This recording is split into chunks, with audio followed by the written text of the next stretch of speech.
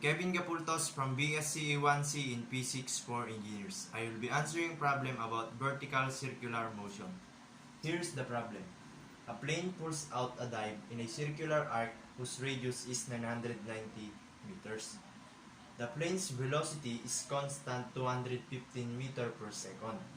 Calculate the force with which the 72 kilogram pilot presses down on his seat at the bottom of the arc. So, ito yung figure.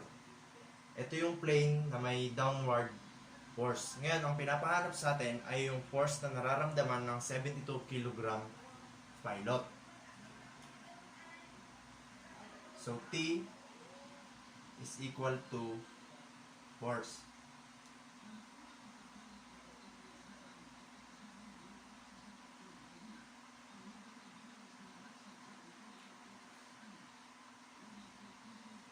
Force natin is equal to centripetal force plus the weight since nasa bottom tayo.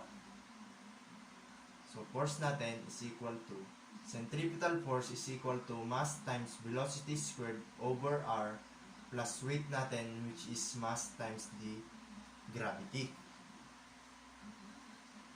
So, F natin is equal to, substitute lang natin yung given, mass natin which is 72 kg multiplied by the velocity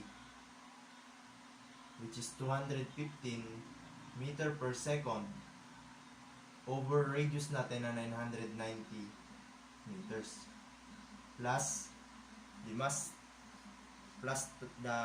times the gravity.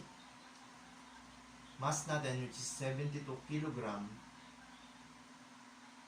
gravity na 9.81 meter per squared.